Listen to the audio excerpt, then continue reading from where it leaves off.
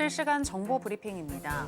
어제 발표된 미국의 4월 헤드라인 소매 판매가 전월 대비 0.1% 상승하며 3월 수치인 1.7%를 큰 폭으로 하회하고 자동차 및 에너지를 제외한 핵심 소매 판매가 전월 대비 0.2% 감소하는 등 미국의 제조업과 상품 판매 분야에서 둔화의 그림자가 짙어지고 있다는 우려가 나오고 있습니다. 실제로 미국 대형 유통업체 월마트가 이달과 여름 초를 기점으로 일부 상품 가격 인상을 예고하면서 인플레이션 공포는 갈수록 커지고 있는데요. 이와 관련해 월가의 황제로 불리는 제이미 다이먼 JP모건 체이스 CEO는 피할 수 있기를 바라지만 경기 침체는 지금 테이블 위에 놓여 있는 리스크라며 침체 가능성은 거의 반반 수준이라고 지적했습니다. 반면 다이먼 CEO와 엇갈린 해석을 내놓은 기관도 있습니다. 웰스파고는 4월 소매 판매 데이터에는 선구매 수요 지속, 3월 강세에 따른 되돌림, 소비자 피로 등 복합적인 징후가 나타났지만 아직 소비 추세를 단정짓기에는 이르다면서 가게는 어려움을 겪고 있지만 여전히 초기 충격을 완화할 수 있는 건전한 재무 상태를 유지하고 있다고 분석했고 알리안츠의 모하메드 엘 에리언 고문은 소매 판매와 실업급여 청구는 약한 소프트 데이터와는 반대로 여전히 괜찮은 하드 데이터이며 생산자 물가지수의 하락은 관세 비용 압박을 우려하는 사람들에게 안도감을 줬다고 설명했습니다. 트럼프 대통령이 이란과의 핵 협상 타결이 임박했음을 시사했습니다. 2기 행정부 출범 이후 처음으로 중동 순방길에 오른 트럼프 대통령은 현지 시간 15일 카타르 도하에서 기자들에게 이란과의 핵 합의에 매우 가까워지고 있다며 이란은 제시된 조건에 어느 정도 동의했다고 밝혔는데요.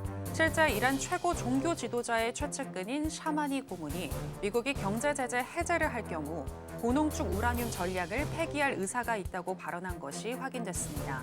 현재 이란은 오펙 회원국 중 하루에 300만 배럴 이상의 원유를 생산하고 있는 핵심 국가인데요. 이와 관련해 스웨덴 은행인 SEB의 분석가는 핵 합의에 따른 즉각적인 제재 해제가 이란산 원유 하루 80만 배럴 추가 공급으로 이어질 수 있어 유가에 분명한 하방 압력으로 작용할 것이라고 분석했습니다. 일본 내각부는 자국의 올해 1분기 실질 GDP 속보치가 전분기 대비 마이너스 0.2%, 연율 환산 기준으로는 0.7% 감소했다고 밝혔습니다. 일본 경제의 분기 성장률이 마이너스를 기록한 것은 지난해 1분기 마이너스 0.4% 이후 4분기만입니다. 올해 1분기 성장률이 마이너스로 돌아선 것은 GDP의 절반 이상을 차지하는 개인 소비가 전기 대비 0.04% 증가하며 제자리 걸음을 한 가운데 수입에서 수출을 뺀 순수출이 마이너스 0.8%로 악화한 영향이 컸다는 분석인데요. 니혼게이자이 신문은 미국의 관세 정책으로 대외 환경의 불확실성이 증가했고 고물가로 내수 소비도 부족했다고 평가했습니다.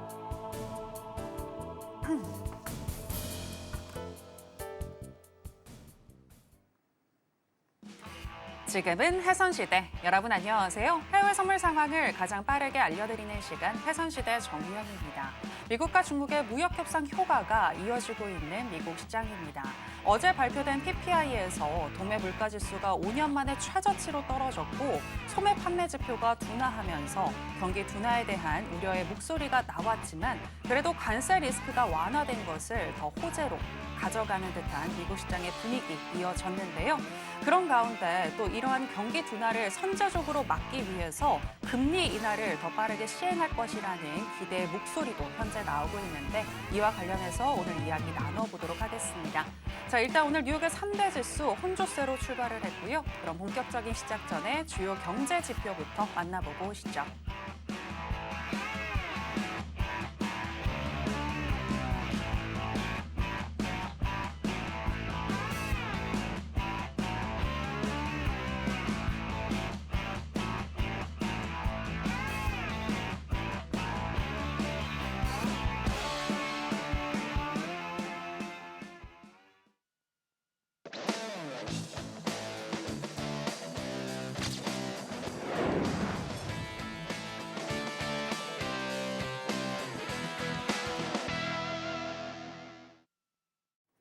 파생 매매의 신 허생 마스터 나왔습니다. 마스터님, 안녕하세요. 네, 안녕하세요.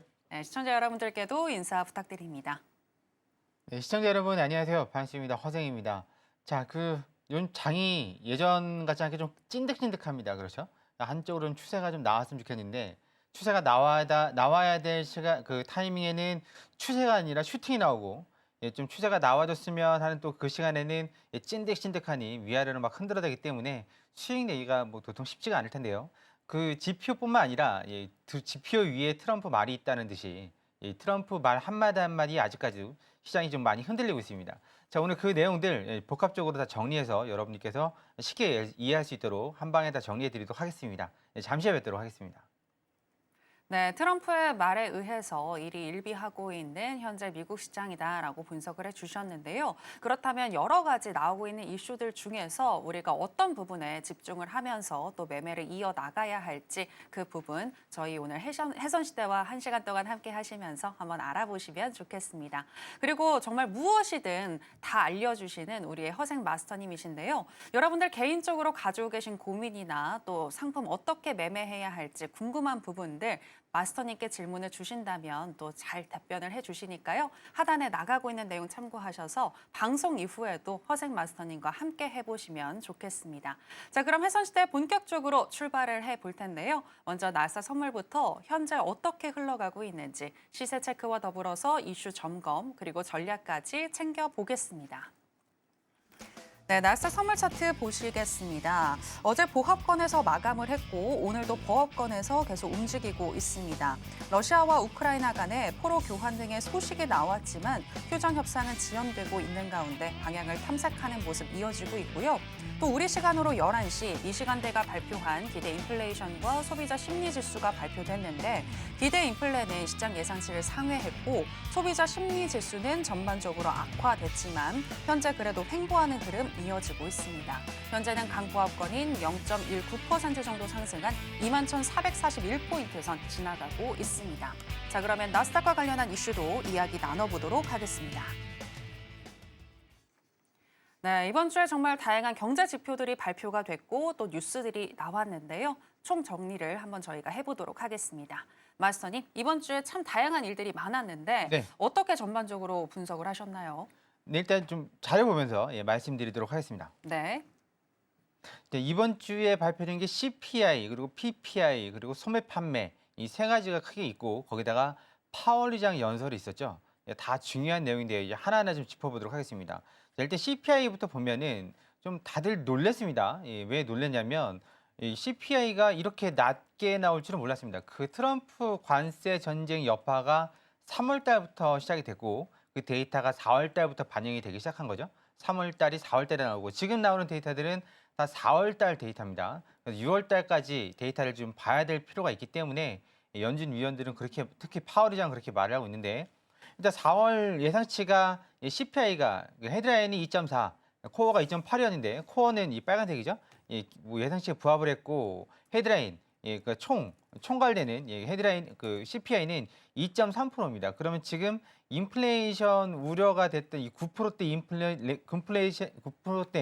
인플레이션 이후로 가장 낮은 수치가 지금 나온 겁니다. 이 9% 이후로. 그러면 이게 거의 바닥이라고 할 수 있는 거고요. 근데 PCE는 월말에 나오죠. PCE는 미국밖에 없습니다. 네, 그 우리나라도 없고 일본도 없고 영국도 없고 CPI는 전 세계 모든 국가가 다 갖고 있는 거죠. 하지만 PCE는 미국이 자국 내 소비를 보기 위한 데이터이기 때문에 미국밖에 없습니다.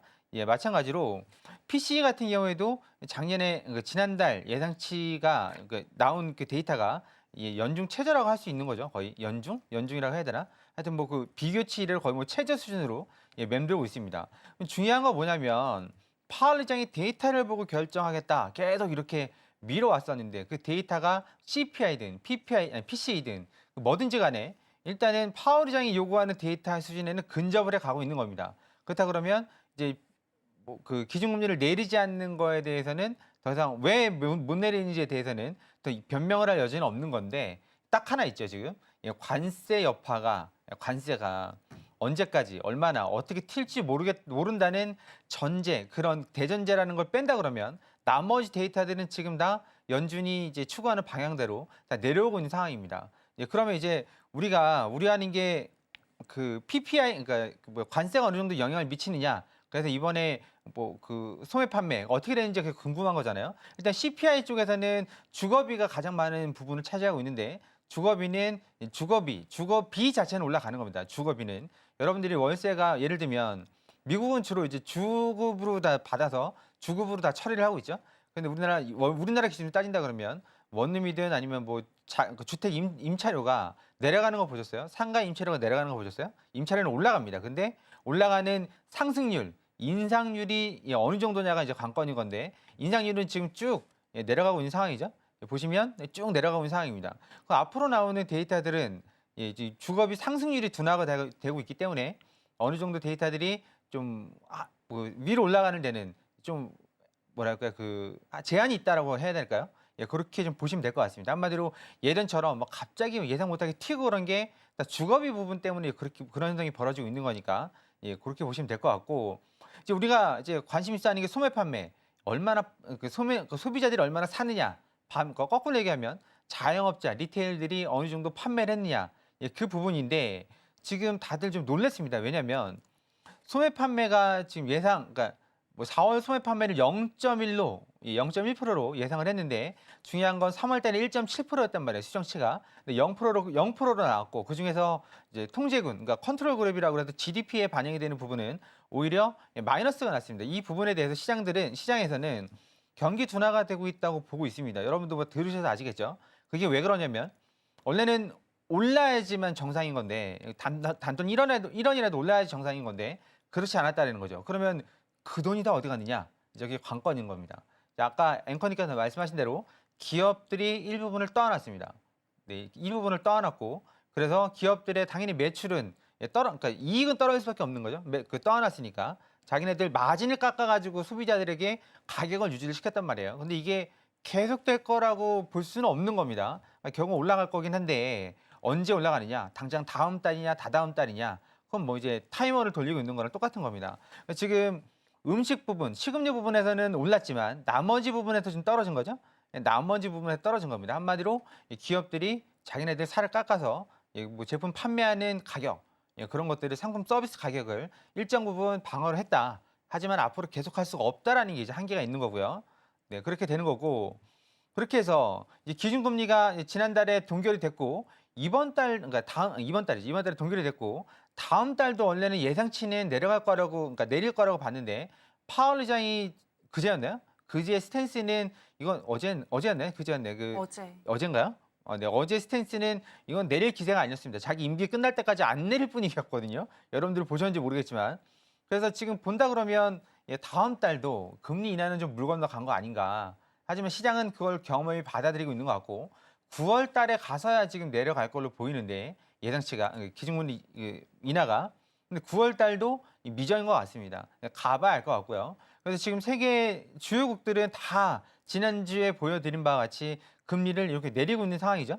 내리고 있는 상황입니다. 하지만 일본만 지금 올리고 있는 상황입니다.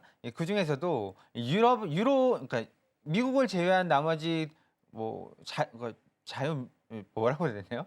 우방국이라고 하면 좀 부적절한 표현이지만 유로존 국가나 캐나다까지도 지금 가파르게 지금 내리고 있는 상황인데요. 하지만 미국은 그렇게까지 인플레이션이 걱정되는 부분 때문에 아직 못 내리고 있습니다. 시원하게 못 내리고 있고 만약에 이게 내린다 그러면 이 자산 시장은 이제 급변동을 하겠죠. 급 반등을 하고 급 변동을 할 겁니다. 그런 부분들을 감안해야 되는 상황이고요. 경제 성장률도 지난주에 보신 바와 같이 하향해서 지금 조정을 하고 있습니다. 그다음에 GDP 성장률도 마찬가지고요. 이게 계속 내려가고 있죠. 예상치가 내려가고 있습니다. 근데 이게 내려가고만 있는 게 아니죠. 얼추 맞습니다. 그게 또. 그래서 무시할 수 없는 상황이라는 거 그렇게 보시면 될 것 같습니다. 그래서 일단은 패드워치상으로 본다 그러면 패드워치가 이렇게 되어 있는데요. 지난번에 봤을 때하고 좀 다릅니다. 뭐가 다르냐면 아까 말씀드린 바와 같이 여기가 6월 달인데요. 여기 7월 달인데요. 6월 달, 7월 달인데요.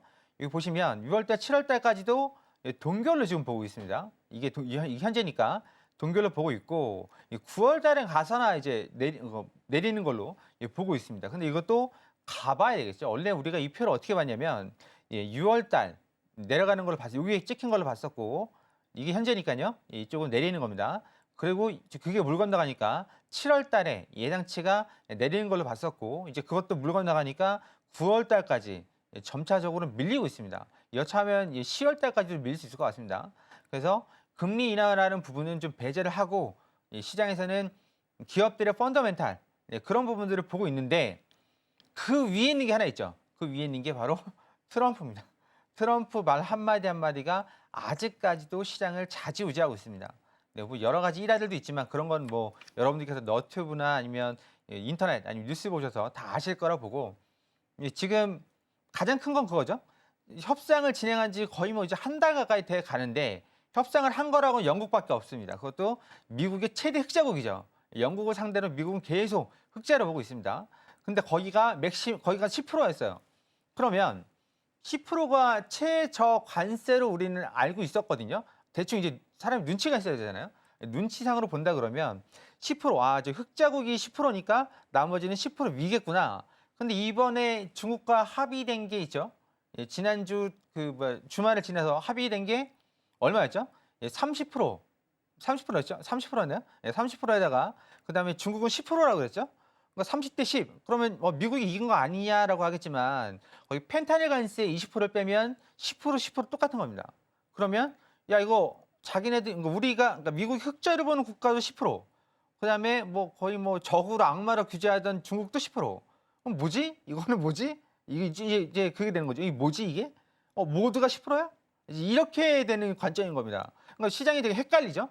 우린 적어도 중국이 30-40% 정도는 나올 줄 알았는데 펜타닐 그 부분을 좀 해소한다 그러면 미국도 10%, 중국도 10%, 140% 때린다고 뻥카치고 허풍 칠 때는 언제고 10%, 영국도 10%. 이제 그러면 평균 10%. 그럼 10%가 넘으면 어떻게 되죠? 여러분 무슨 생각이 드세요? 10%가 넘으면 우리 그 나라는 중국보다 더 악의 축이구나, 나쁜 놈이구나 그 생각밖에 안 드시는 거 아니겠습니까?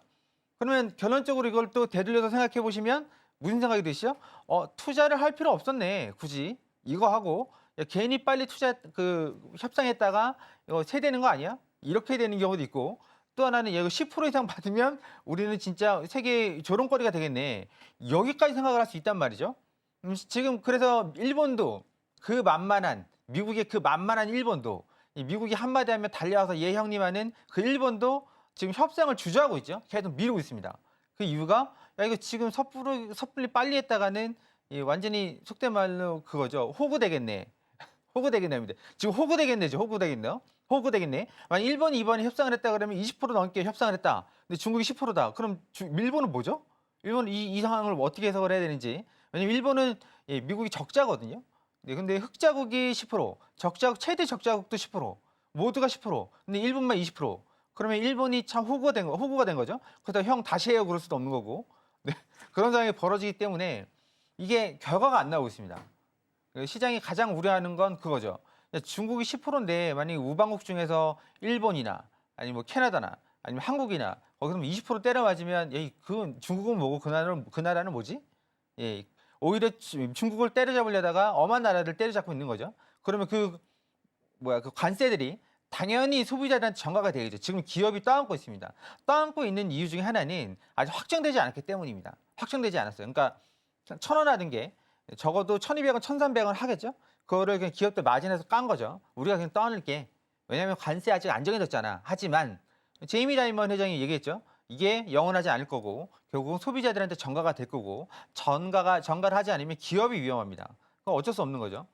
그래서 그 부분들이 이제 어떻게 나올지가 관건이에요. 그래서 그게 해결이 돼야 어느 정도 윤곽이 잡혀야 금리를 인하를 그러니까 못하는 안 하는 파월을 누구라도 뭐라 할 수 있는 거겠죠. 지금은 파월이 관세 때문에 이 한마디면 모르는 게 패싱입니다. 다 이해하니까요 시장이. 하지만 이제 모든 게 다 이제 그러니까 헤드라인이 정해진 상태라면 더 이상 금리 인하를 주저하는 그러니까 모든 데이터들은 지금 금리 인하를 할 준비가 되어 있습니다. 하지만 딱 하나 변수, 관세가 변수인 거죠. 근데 이것도 오래 못 갈 거라고 말씀드렸고, 네, 그 부분은 지금 차근차근 이행이 되고 시행이 되고 있는 관계니까 관련이 있으니까 여러분들은 그냥 보시면 되겠죠. 우리나라하고 크게 상관없는 상황이 벌어질 수 있는 거고 또 상관이 있을 수도 있는 거고 주식을 들고 계신 분들 거기에 종사하시는 분들 네 그렇게 좀 편안하게 좀 보셨으면 좋겠습니다. 그래서 모든 건 다 현재 트럼프의 결정에 달렸다. 하지만 관세가 지금 10%가 넘어가기는 쉽지 않은 상황이다. 그렇게 보시면 될 것 같고 어느 정도 윤곽을 정해졌다. 시간 문제일 뿐이고 그리고 지금 분위기는 누구 하나 먼저 섣불리 나서서 형 저랑 먼저 해요. 이렇게 할 수가 없는 상황이다. 그렇게까지 이해하시면 될 것 같습니다. 이 부분 이렇게 해서 마무리하겠습니다. 네, 트럼프의 관세 정책의 영향이 현재 물가 지수 등 소매 판매 지표 등 다 반영이 된 것이 아니기 때문에 조금 더 살펴봐야 할 것 같다라고 분석을 해주셨고요.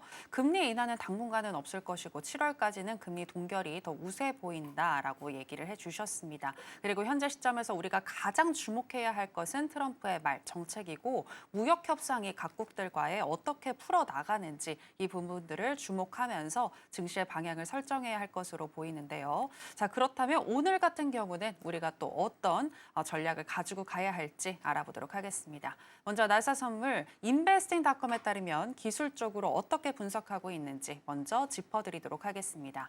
일간 기준으로는 적극 매수 사인을 주고 있는데요. 12개 지표들 중에서 7개의 지표가 매수를 가리키고 있고요. 시간당으로 해서 봤을 때는 RSI와 MACD, ADX, 오실레이터 ROC 이렇게 5개의 지표가 매수를 가리키고 있습니다. 자, 그렇다면 마스터님의 의견도 팻말을 통해서 알아보겠습니다. 마스터님, 네. 팻말 준비해 주시고요. 하나, 둘, 셋, 빠밤. 매수 사인 주셨습니다.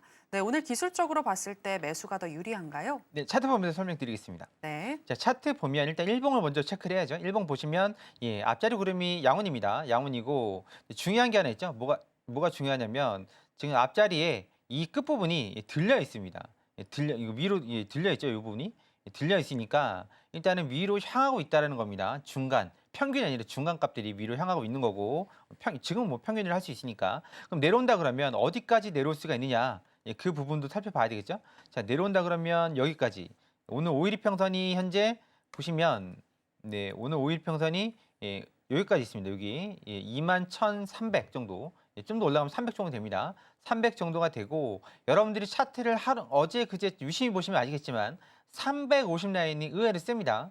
350 라인. 그래서 밑으로 내려온다 그러면 350, 300 정도까지 내려올 수 있을 것 같고 현재 기준으로는 400 라인의 지지를 받고 있습니다. 이렇게 보시면 지금 이 자리가 400이죠.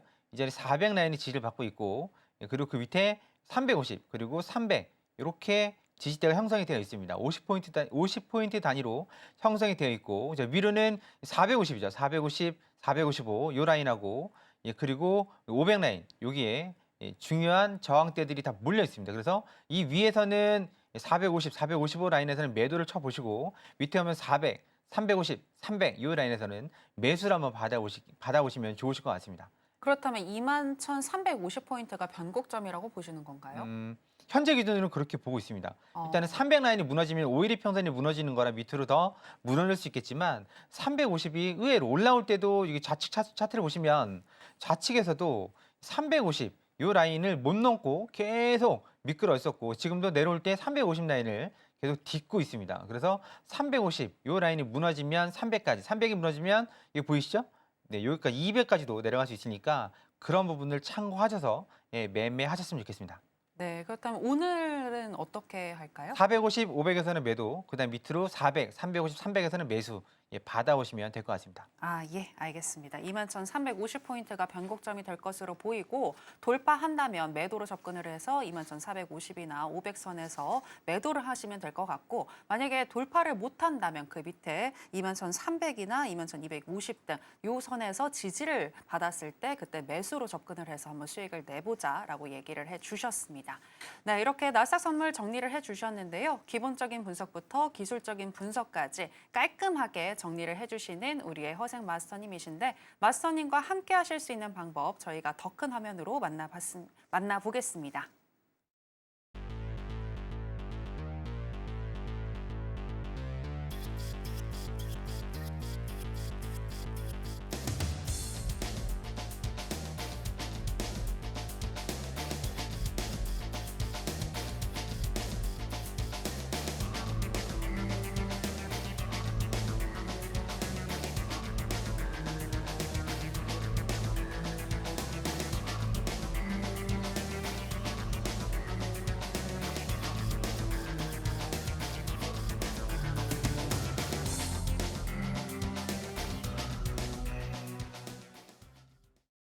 계속해서 크루드 오일로 넘어가겠습니다. 현재 시세와 더불어서 전략 챙겨보겠습니다. 네, 크루드오일 선물 차트 만나보시겠습니다. 트럼프 대통령이 이란과의 핵 협상 가능성을 언급하면서 하방 압력을 받고 있는 오일인데요. 그래도 오늘은 저가 매수세가 들어오고 있습니다. 현재 횡보하는 장세 나타나고 있는데 강보합권이 0.23% 정도 상승 중인 61.29달러 선 지나가고 있습니다. 자, 그럼 바로 전략도 체크해 보겠습니다. 네, 먼저 인베스팅닷컴에 따르면 크루드 오일 기술적으로 어떻게 분석하고 있는지 알아보겠습니다. 일간 기준으로는 적극 매수 사인을 주고 있는데요. 12개 지표들 중에서 6개의 지표가 매수를 가리키고 있고요. 시간당으로 해서 봤을 때는 RSI와 윌리엄스 R, CCI, 하이로스, 오실레이터, ROC, 브랜베어 파워까지 총 7개의 지표가 매수를 가리키고 있습니다. 마스터님의 의견도 알아보겠습니다. 마스터님, 네. 할 말 준비해 주시고요. 하나, 둘, 셋, 빠밤. 관망 사인 드셨습니다. 마스터님 관망 사인 잘 안 드시는 것 같은데 왜 관망인가요? 월물이 바뀝니다, 오늘. 네, 그래서 6월물, 7월물 양쪽을 다 매매하고 있기 때문에 네. 여러분들이 HTS를 보시면 이게 뭐지? 이 지금 오늘 오일 장사하나? 예, 보실 겁니다. 뭐 오일 네. 장사하나? 6월 달은 거의 뭐 예, 얼음으로 돼 있는 상태고 맞아요. 7월 달은 움직이고는 있는데 양쪽으로 분산이 돼 있겠죠. 네, 그러니까 새롭게 지금 뭔가를 하시는 분들은 7월 달에 하실 거고, 예, 뭐 수익 중이거나 특히 물려 있으신 분들은 6월 달을 들고 있겠죠. 그래서 제가 어지간하면 관망을 안 드는데 오늘 관망을 들었습니다. 근데 굳이 하고 싶으시다면 나는 진짜 오일을 하루라도 못하면은 미쳐버릴 것 같다 하시는 분들은 지금 자리 잠깐 드릴게요. 네, 내려오면 여기죠. 60.80 여기하고 60달러 여기서 매수를 한번 받아보시고, 자 올라온다 그러면 여기요. 60.70, 65, 70? 70 정도 되겠네. 70, 70, 65 정도 되겠네. 65. 예, 여기에서 매도를 한번 쳐보시면 될 것 같습니다. 그리고 왜냐면 지금 이 자리가 60달러죠. 60.50. 그리고 60달러 여기입니다. 여기. 이 자리요. 이 자리가 60달러. 전환선 자리죠. 그리고 위로 올라오면 62달러 정도 되겠네요. 62달러. 이 자리가 오늘 5일 이평선 자리입니다. 5일 이평선 자리. 그래서 62달러. 올라오면 요 자리죠. 61.65 그리고 62달러에서 네, 매도를 한번 쳐보시면 될 것 같습니다. 내려오면 60.80 그리고 60달러 여기서 매수 받아보시고, 예, 그렇게 하시면 되고, 어지간하면 관망하실 거 권해드리겠습니다. 네, 이렇게 마치겠습니다. 네, 월물이 바뀌는 오늘 웬만하면 관망하시는 게 좋겠으나 그래도 매수와 매도 타점은 다 주셨습니다. 매수 같은 경우에는 60달러나 60.80선 얘기를 해주셨고요. 매도 같은 경우는 61.65나 또 5일 이평선인 62달러 선이 좋겠다라고 의견 주셨습니다. 이렇게 크루드 오일 살펴봤고요. 계속해서 금 선물로 넘어가겠습니다. 현재 시세와 더불어서 전략 알아보겠습니다. 네, 금 선물 차트 만나보겠습니다. 금 선물이 단기적으로 정점을 찍었다는 평가가 나오고 있는 가운데 어제는 도매 물가 상승률이 예상치를 밑돌면서 인플레이션 압력이 완화될 것이라는 기대감에 금의 매수세가 들어오기도 했는데요. 오늘은 다시 하락 중에 있습니다. 우리 시간으로 8시 54분경에는 3,156달러 선까지 떨어지기도 했고요. 현재는 1.5% 정도 하락 중인 3,178달러 선 지나가고 있습니다. 그럼 바로 전략도 알아보겠습니다.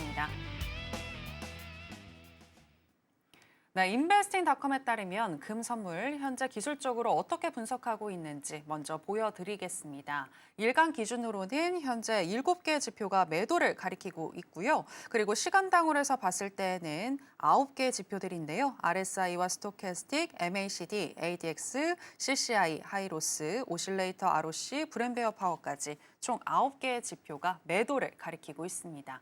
마스터님의 의견도 여쭤보겠습니다. 마스터님, 네. 할 말 준비해 주시고요. 네. 하나, 둘, 셋, 빠밤. 매도 사인 주셨습니다.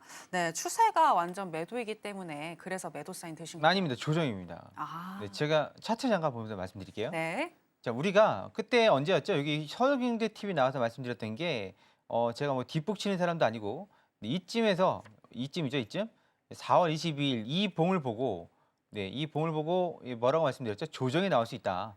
예, 그렇게 말씀드렸고, 예, 작게는 22평선 여기죠? 이 선입니다. 이 선. 이게 22평선. 예, 22평선이나 여기 기준선 핑크색 선 여기. 예, 그리고 많이 내려가면 어디요? 62평선. 62평선 여기 있죠? 이 선까지 내려갈 수 있다라고 말씀드렸습니다. 예, 그래서 그 기억나시는지 모르겠지만 하여튼 그때 그렇게 말씀드렸고, 이봉에서도 그렇게 말씀드렸습니다. 예, 그렇게 해서 결국 62평선까지 61이평선 이 녹색 선이 61이평선 3138이죠. 오늘 가격이 3138입니다. 내려오면 3138 이 정도까지 내려올 수 있습니다. 다시 한번. 그리고 일단 조정이 60일 이평선이 추세선이기 때문에 이 선까지는 일단 지지가 돼야 되는 건데 만약 이게 무너진다 그러면 여기죠. 구름대의 바닥 여기죠. 여기입니다. 3,000, 3,001까지. 제가 3,000달러 올라가면서 말씀드렸던 게 종종 수시로 보게 될 거라고 말씀드렸는데 이번에도 3,000달러 이 구름대 바닥까지도 한번 내려올 수 있는데 이게 쉽지 않습니다. 여기까지 61일 평선 뜯고 여기까지 내려오는 건 뭔가 쇼크나 이벤트가 있어야 되는 겁니다. 그리고 제가 여기에서 우리 해전시대에서 말씀드린 건 골드 가격이 내려가야 미 증시하고 코인이 올라간다고 말씀드렸어요. 왜냐하면 이 골드 가격이 올라간 이유가 뭐였죠? 불안해서 올라간 거였습니다. 달러가 약세로 들어간 게 왜 그렇죠? 트럼프의 막말로 불안해서 모든 자산군들이 떨어졌으나 오히려 골드만 지금 올라갔던 상황이었어요. 그러니까 여기서부터 여기까지 점핑을 한 게 그냥 지가 잘나서 골드가 져서 올라간 게 아니라 말씀드렸죠. 불안해서 도피처로 회피처로 돈을 놀릴 수는 없는 거 아니겠습니까? 그러니까 골드로 갔는데 그러면 이 상황이 지금 해소가 됐잖아요. 관세 윤곽 잡혔고 어느 정도 다 잡혔잖아요. 그런 상황이라 그러면 이제 골드가 좀 돈이 빠져야 거기서 돈이 빠져야 미 증시든 코인이든 뭐 채권이든 모든 게 다 갈 수 있는 겁니다. 그러니까 가끔 보면 제가 좀 드물지 않은 일들이 벌어진다 그랬죠. 자산 가격이 다 같이 올라가는데 다 같이 올라가다가 한쪽이 좀 주춤하고 쉬면서 조정을 받아야지만 다른 자산들이 올라가고 다른 자산들이 올라가다가 그 자산이 또 좀 주춤해줘야 다른 자산이 올라가는 겁니다. 지금 달러, 국채, 그다음에 또 미증 증시, 코인 싹 다 빠지는 경우 이런 경우 그러니까 흔한 일이 아니었습니다. 네, 보통 증시가 빠지면 국채가 올라가거나 골드가 올라가거나 그래서 뭐 커플링 되니 디커플링 되니 그런 말도 많았는데 그게 꼭 맞지는 않다고 그랬죠. 지금 이 상황에서는 골드에서 돈이 빠져야 증시가 올라가는 겁니다. 이거야말로 디커플링인 거죠. 그런데 이제 착각을 하시면 안 되는 게 우리 개인 투자자는 돈을 벌기 위해서 모든 재산을 다 때려 넣는 상황이지만 중요한 건 우리 기관들, 돈 있는 형님들은 그런 분들은 자기 재산이 뭐 예를 들면 100억이면 100억을 다 쓰지 않습니다. 그거 아시죠? 다 쓰지 않습니다. 가끔 질문을 해요. 아니 어떻게 골드도 올라가고 미증시도 올라가나요? 또 어떤 분은 국채도 어떻게 국채 금리가 내려가야지 가격이 올라가는 거죠. 금리가 올라가면 가격이 떨어지는 겁니다. 반대죠. 국채 금리가 어떻게 올라가고 미증시도 같이 올라가나요? 뭐 이런 식으로 껴맞춰서 해석을 하시는데 껴맞추면 안 됩니다. 껴맞추면 안 되고 우리야 1억 있으면 1억을 다 올인하고 대출 받아서 올인하지만 좀 돈 있으신 분들, 기관들은 남겨둡니다. 한마디로 국채를 포트폴리오를 짠다는 거 잊지 마세요. 우리는 포트폴리오 그러면 오로지 부동산, 아니면 주식, 올인이죠 거의. 근데 자산가들 아니면 기관들은 포트폴리오라는 게 존재합니다. 국채, 그다음에 골드, 그다음에 코인, 아니면 또 이제 증시, 주식이나 또 현금 보유 이렇게 해서 다양하게 짜기 때문에 뭐 골드도 사고 코인도 사고 동시에 그러니까 주식도 살 수 있는 겁니다. 반면에 골드에 돈을 빼서 그걸 증시에 넣을 수도 있는 거고 그러니까 그 상황 다 다른 겁니다. 지금은 골드 쪽에 들어가 있는 돈들이 나와서 신흥국 쪽에 들어가 있는 돈들이 나와서 유럽 쪽에 들어가 있는 돈들이 나와서 미 증시로 가는 거죠. 왜냐하면 그게 원래 트럼프가 의도한 건 채권으로 들어가는 거였죠. 하지만 그거는 트럼프의 착각이었고 그 돈들이 다 달러 약세가 되면서 넘어간 거죠. 딴데 그러면서 달러 약세가 된 거고 그래도 골드가 좀 빠져줘야 증시가 랠리를 할 수 있습니다. 그래서 내려오면 62평선 여기 3138 여기서 매수를 받아보시면 될 것 같고 지금 올라온다 그러면 이쯤에서 공격적인 자리가 이쯤입니다. 운상단 여기 3195에서 매도를 한번 쳐보시거나 난 좀 보수적으로 봐 그럼 여기 120평선 3208에서 매도를 한번 쳐보시면 될 것 같습니다. 골드는 이렇게 해서 마무리하도록 하겠습니다. 예, 알겠습니다. 매수와 매도 오늘 두 타점을 다 주셨는데요. 일단 현재 금선물은 조정 장세라고 파악을 하셨고요. 매수 같은 경우에는 3,138달러 선을 얘기해 주셨고 매도 같은 경우에는 3,195나 3,208달러 선을 얘기를 해 주셨습니다. 이렇게 금선물까지 짚어봤고요. 계속해서 허생 마스터님이 나오셨으니까 코인 시장과 관련해서도 여쭤보도록 하겠습니다. 마스터님, 비트코인 지금 계속 상승하고 있습니다. 네. 오늘도 지금 상승 중에 있는데요. 제가 뉴스를 보니까 네. 지금 변동성이 많이 낮아진 구간이고 네. 앞으로 더 상승할 수 있겠다라는 그런 분석이 있더라고요. 네. 마스터님 어떻게 보시나요? 일단 나스닥 수익 나신 분들 축하드립니다. 네, 어. 450에서 400까지 밀렸습니다. 한 200팀 밀렸으니까. 네, 매도로 들어가신 네, 분들. 오. 400 매수는 조심하셔야 될 것 같습니다. 일단은 수익 축하드리고. 네. 자, 일단 차트 보죠. 우리 다 차트로 설명해 드려야죠. 차트로 설명해 드리면 지금 하나 패턴이 있습니다. 뭐냐면 이 코인입니다. 코인 일봉이고 여기서 올라가다가 횡보, 그리고 또 올라가다가 횡보, 또 여기까지 횡보죠. 여기까지 횡보, 또 올라가다가 여기 횡보하고 있는 겁니다. 그럼 횡보 기간이 어느 정도 되냐? 보통 한 7거래일, 이 코인은 360일 24시간 들어가는 거니까 7일에서 12일 정도 횡보를 하고 올라갑니다. 지금 한 일주일 됐나요? 올라온 지 둘, 넷, 여섯, 일곱, 한 8일 거래, 오늘로서 8거래일째네요. 그럼 한 2, 3일 정도 뒤에는 다시 한번 움직임이 있겠죠? 이게 조정 이씨 올라가야지 이렇게 한 방에 우리가 바라는 건 이렇게 한 방에 그냥 한 2억 갔으면 좋겠죠? 네, 이렇게 가면 이런 자산이 없을 뿐더러 이렇게 가면 위험합니다. 보통은 여기서 이런 추세에서 이렇게 올라가지, 이렇게 올라갑니다. 이렇게. 그리고 이 조정이 길면 길수록 좋은 건 뭐냐면 여러분들이 생각하시기에 이 한 방으로 쭉 올라가면 이거 우주 끝까지 날아갈 것 같습니까? 이거 못 날아갑니다. 왜냐면 여기서 살짝만 삐그덕거려도 이거 그냥 올라간 거 그대로 내려옵니다. 그대로 다 내려옵니다. 그러면 어떻게 올라가야 되는 거냐? 네, 이런 식으로 올라가든, 네, 아니면 이런 식으로 올라가든, 한마디로 이 그러니까 조정이라는 거 있어야 됩니다. 왜냐면 내릴 사람 내리고 새로 탈 사람은 타야죠. 여러분들이 만약에 여기에서 잡았다. 난 여기서 잡았어. 예, 그러면 지금 정리를 하든 버티든 둘 중에 하나 하고 있겠죠. 예, 그런데 만약에 난 여기서 잡았어. 그러면 무슨 생각이 드세요? 팔까 말까 고민할 겁니다. 팔까 말까. 네, 그러면 여기 잡은 사람이 여기서 팔기 시작하면 우르르 다 파는 거죠. 그럼 가격은 떨어집니다. 그렇지 않겠어요? 그럼 결국은 이런 조정 구간이 있어야 네, 길게 오래 갈 수 있다라는 거, 그런 부분들 아시면 될 것 같고, 그리고 지금 요 라인들이 과거에 보시면 다 걸렸던 라인들입니다. 여기서 만약에 쉽게 얘기해서 여기에 물린 사람들 이게 얼마 안 된 겁니다. 근데 올해 초에 올해 초 작년 말이에요. 이게 물린 사람들이 이쯤 오면 무슨 생각하겠어요? 던지겠죠. 그렇지 않겠습니까? 여러분들 한 4개월 물려 보셨어요? 4개월 물려 보면 5개월 물려 보면 이거 오면 이 근처만 와도 바로 버튼 누릅니다. 진짜로. 네, 저도 물려본 적이 있습니다. 코인으로. 여기서 사가지고 한 5개월 버텼는데 이제 왔어요, 본전에. 그럼 여러분 무슨 생각 드세요? 이 근처만 오면 그냥 바로 버튼 누른다니까요. 네, 일단 누르고 봐. 일단 누르고 봐요. 그러다 그분이 어디서 사죠? 이거 뚫으면 삽니다. 다시 여기서. 네, 그렇게 삽니다. 그러면 요 구간이 왜 여기서 허우적 되는지 아시겠죠? 과거에 매물대가 좀 센 구간이었기 때문에 조정은 필수고 다음 주쯤에 이제 움직이지 않을까 그렇게 보고 있습니다. 그러면 추세선도 작대 보면 이렇게 그을 수 있는 건데 중요한 건 이번에는 올라갈 수 있지 않을까. 왜냐하면 뭐 악재가 시장에 딱히 없지 않습니까? 만약에 또 무슨 또 악재가 있다 그러면 문제가 생기겠지만 지금 상황에서는 크게 악재가 없을 것 같고 그래서 이 부분을 뚫기는 뚫는데 시간 문제이지 않을까. 여러분들이 만약에 그 코인에 투자를 하신다면 좀 꽉 붙들고 계셨으면 좋겠고 그리고 이 부분을 뭐 올인하시면 안 됩니다. 계속 말씀드리죠. 해외 선물이 훨씬 쉽다. 왜 쉽냐? 코인 선물 거래든 현물 거래든 한번 해보세요. 문제가 뭐냐면 이게 거래량 한마디 유동성이 일정하지 않습니다. 우리가 나스닥을 거래하면 미장 때 거래하는데 누가 뭐 거래량 보고 합니까? 그냥 합니다. 왜냐면 거래량이 워낙 폭발적으로 들어오잖아요. 그러니까 우리나라 주식에서도 종목이 2,000가지인데 언제 내 거 갈지 기다리고 있는 거죠. 번호표 뽑고 기다려야 되는 겁니다. 주식도 마찬가지로 코인도 이게 뭐 아시아장, 유럽장, 그다음에 미국장이 나뉘어져 있으니까 언제 그 거래량이 실려 들어올지 모릅니다. 그래서 한번 들어가면 한참을 기다려야 되거든요. 저도 해봤고 하고 있으니까. 네, 하지만 해외 선물은 다릅니다. 해외 선물은 그냥 약속된 시간이 있어요. 미국은 미국 본장, 항생은 항생 본장.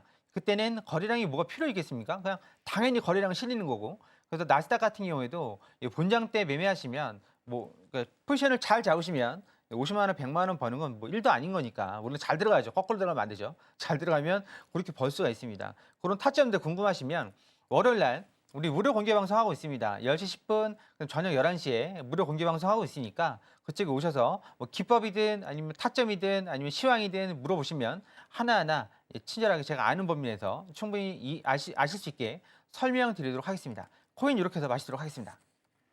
네, 코인에 대한 전망 밝게 얘기를 해주셨고요. 이렇게 어떤 질문이든 답변을 잘 해주시는 우리의 허생 마스터님이신데요. 해외 선물 상품에 대한 전략과 더불어서 코인, 내가 가지고 있는 그런 코인들에 대한 또 질문들까지 다 답변을 해주시는데 마스터님께 질문을 또 해볼 수 있는 방법 저희가 더 큰 화면으로 다시 한번 만나보겠습니다.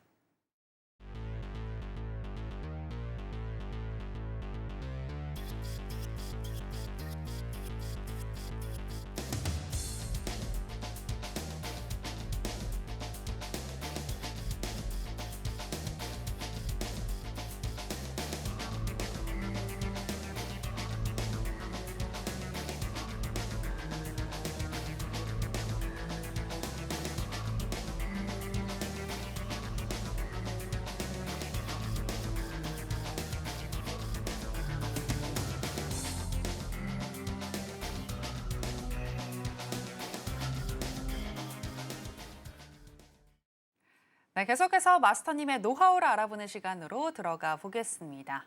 마스터님, 이제 허생 마스터님 하면 일목균형표를 많이들 떠올리실 것 같은데 네. 일목균형표를 보고 또 추세를 잡을 수 있는 방법 알려주신다고요? 네.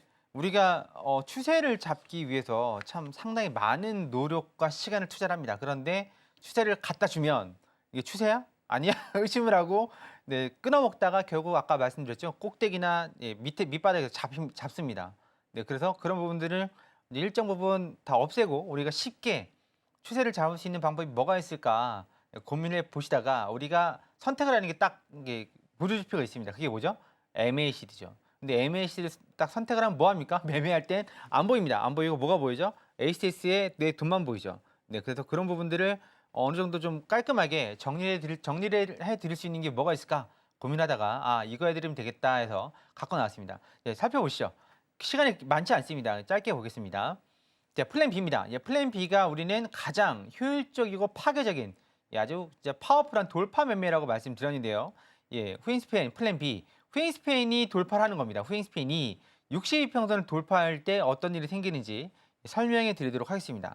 네, 추세 매매 진수죠. 추세 매매 하시려고 그러면 딱 이 타이밍에 매수나 매도 들어가시면 됩니다. 자, 이게 일목균형표입니다. 상당히 복잡해 보이죠? 네, 그렇지만 복잡하지 않아요. 왜 복잡하냐면 이게 지나간 차트라 후잉스팬이 이 차트를 다 가로지르고 있기 때문에 복잡한 거지. 우리가 실제로 보고 있는 부분은 이 부분이죠. 이 부분에서 차트를 보고 있는 겁니다. 이건 다 과거 데이터고요. 그러면 후잉스팬이 뒤에 26개 뒤에 한 달 전에 캔들에서 움직이고 있는 겁니다. 그러면 이 후잉스팬이 딱 보기에 되게 걸리적거리죠. 별 쓸모 없어 보이는데 후잉스팬이 하고 있는 우리에게 주는 시그널들, 정보들은 엄청나게 많습니다. 그중에서 우리는 후잉스팬 돌파를 좀 보고 있고 지난주에는 구름대를 돌파할 때 진입을 해서 수익을 낼 수 있는 가장 파워풀한 매매법이었다면 이번엔 추세가 나오는 초입에 들어가서 추세의 끝까지 발라먹을 수 있는 추세 매매 시작 부분을 설명드리도록 할게요. 자, 후잉스팬이 62평선을 결론적으로 말씀드리면 돌파할 때 여기입니다. 여기에 그때 당시 캔들 여기에 보시면 이때 여기에서 들어가시면 네, 이게 양운이 나오는 조건이고 양운이 곧 뭐죠? 네, 정배열이 시작되는 겁니다. 그럼 여기서부터 우리는 정배열이 시작되는 겁니다. 정배열이라 함은 여러분들이 아시는 그 정배열 5, 20, 60, 120 이 정배열 있고 여기에 정배열은 뭐냐면 적어도 이렇게 되는 겁니다. 5, 20, 60, 120은 모르겠어요. 120이 꺾인지 안 꺾인지 모르겠지만 적어도 이 정도 선에서 나오는 그런 정배열을 말을 하는 겁니다. 네, 한마디로 이제 5하고 22평선은 당연히 위를 펼쳐진 거고 62평선도 이제 돌아나오기 시작하는 그 부분이에요. 그러면 여기서부터 내가 쫙 들고 있으면 어디까지 들고 가야 되냐? 내가 지리저항선을 보고 있다면 뭐 이렇게 끊어 가셔도 되고 그렇지 않다 그러면 후잉스팬이 다시 캔들을 밑으로 관통할 때 지난주에 말씀드렸죠? 뭘 말씀드렸냐면 후잉스팬 이 뒤에 오는 후잉스팬 이 캔들보다 위에 있으면 상방이라고 말씀드렸고 구름대보다 위에 있으면 상방이라고 말씀드렸고 또 62평선보다 위에 있으면 상방이고 그렇게 됩니다. 그러면 여기서 첫 번째 상방을 이탈하는 게 뭐죠? 캔들입니다. 캔들을 밑으로 뚫기 시작하면 아, 하반기가 있네. 그렇게 보셔야 되는 거고 그럼 내가 여기서 정리를 하는 거죠. 건드리거나 밑으로 관통할 때 그럼 또 만약에 얘가 더 간다. 그러면 뭐 손 놓고 있어야 되냐? 아니죠. 여기서만 이렇게 더 간다면 이제 그 당시에는 후잉스팬이 캔들을 위로 돌파할 때 추가 진입하면 되는 겁니다. 재진입하면 되는 거죠. 예, 그렇지 않으면 진입할 일은 없겠죠. 그리고 나서 휘잉스팬이 여기 녹색 62평선을 밑으로 관통할 때 가격이 이 자리입니다. 이 자리. 이 자리에서 매도를 들어가시면 됩니다. 예, 그러면 여기서부터 뭐죠? 역배열이에요. 역배열. 파란색 별 보이시죠? 이게 앞에 역배열을 뜻하는 겁니다. 여기 이 부분. 역배열이고 여기서부터 매도로 들어가는 거죠. 우리가 정배열일 때 매수를 받으라고 했고 그다음 역배열일 때 매도를 치라고 우리가 배웠고 알고 있는 거지. 여기 정배열 시작된다고 해서 물론 하늘까지 날아가는 건 아니지만 정배열 시작된데 시작되자마자 매도 치고 있으라고 그 어떤 전문가든 유튜버든 말한 사람은 없을 겁니다. 여러분들 그렇게 배우셨고 그러면 정배열 어디서 시작되느냐, 역배열이 어디서 시작되느냐 그 포인트만 잡으신다면 예, 승률은 확 올라가겠죠. 그래서 후잉스팬은 돌파 매매이기 때문에 돌파 매매는 타겟을 정해야 된다. 지난주에는 우리 구름대를 알아봤고 이번 주에는 62평선을 알아보고 있는 겁니다. 그럼 62평선이 그만큼 파괴력이 있느냐? 당연히 있습니다. 보시면 밑에 있는 이게 앞에 차트입니다. 그대로 차트 뺏겨와서 보여드리고 있는 겁니다. MACD죠? MACD에서 가운데 있는 게 62평선이라고 말씀드렸어요. 여기에서 시그널선이 0선 위로 올라갈 때 빨간 별이 뜨죠? 허생채 때는 빨간 별이 뜹니다. 이때가 뭐죠? 정배열이 시작되는 겁니다. 정배열. 네, 그리고 밑으로 돌파할 때 이 부분이 역배열이 시작되는 겁니다. 구름대 변곡하고 일치하고 이 자리하고 일치하고 그리고 이 자리가 뭐죠? 왼쪽으로 보시면 62평선을 뚫는 거하고 일치합니다. 그럼 결국은 좀 일목균형표는 참 아주 뭐랄까 톱니바퀴가 돌아가듯이 아주 잘 맞춰서 돌아갑니다. 그 MACD는 뭐든지 간에 MACD에서 우리 매매법 3개 있다고 말씀드렸죠. 첫 번째는 영선을 돌파할 때 위로 돌파하든 여기서 위로 돌파하든 밑으로 돌파할 때 이걸 권해드린다고 했죠. 왜냐면 여기서부터 정배열이니까 여기 데드크로스, 골든크로스도 있고 오실레이터도 있습니다만 오실레이터든 데드크로스든 여기 데드크로스, 골든크로스 여기 막 헷갈리죠. 이런 거 하다가 죽는다고 말씀드렸어요. 이게 곧 오실레이터입니다. 그거 말고 그냥 여기 기준선 돌파를 쓰시는 게 훨씬 더 정신 건강이 이롭다고 말씀드렸습니다. 그것도 빨간색이 아니라 MACD가 아니라 시그널선 돌파할 때 쓰시면 훨씬 더 간편하게 매매할 수 있다고 말씀드렸고 컷도 짧고 그다음에 여러분이 실패할 확률도 낮습니다. 그게 일목균형표로 보면 후잉스팬이 62평선 돌파 아니면 여기서 구름대 변곡 요 자리를 찾으시면 정배열 초입 그다음에 여기 거꾸로는 역배열 초입 가져갈 수가 있습니다. 아주 신기하죠? 이걸 뭐 일본 사람하고 우리 버거 형하고 전화해가지고 막 맞춘 것도 아니고 이게 서로 하다 보니 맞는 겁니다. 이평선을 또 전제로 그렇게 맞아 떨어지는 겁니다. 이런 내용들은 우리 무료 공개 방송에서 다 설명드리고 있습니다. 무료 공개 방송이든 우리 공부방에 있는 매매든 다 일목균형표로 알려드린 대로 설명드린 대로 매매를 하고 있고 그런 부분들을 다 감안해서 여러분들께서 자립할 수 있게 또 혼자서도 매매할 수 있게끔 그렇게 실력을 키워드리고 있습니다.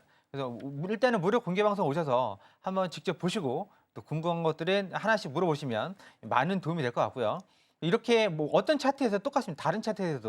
다른 차트에서도 여기에서 매도, 여기에서 매수 들어가시면 충분히 수익을 낼 수 있는 거죠. 그럼 지난주에 말한 구름대 돌파하고 이거 무슨 상관이 있냐?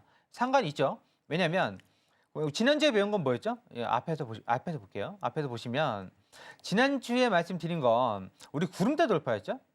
그러면 62평선은요? 구름대보다 전에 나오는 과정입니다. 그러면 구름대 돌파는 무슨 의미가 있냐? 정배열이 나오고 가속도가 붙기 시작할 때 마지막 매물대를 뚫는 게 구름대고요. 그러니까 뚫으면 날아간다 그랬죠? 물론 꼬꾸라치는 경우도 있지만 날아가는 경우가 훨씬 많습니다. 이 구름대 뚫고 천틱 가는 경우도 허다하다 그랬죠, 요즘은. 그런데 그 전 단계, 시동 거는 단계, 키 돌린 단계, 그게 62평선을 뚫는 과정이에요. 62평선 뚫고 구름대를 못 뚫을 수도 있으니까 62평선 어지간하면 뚫거든요.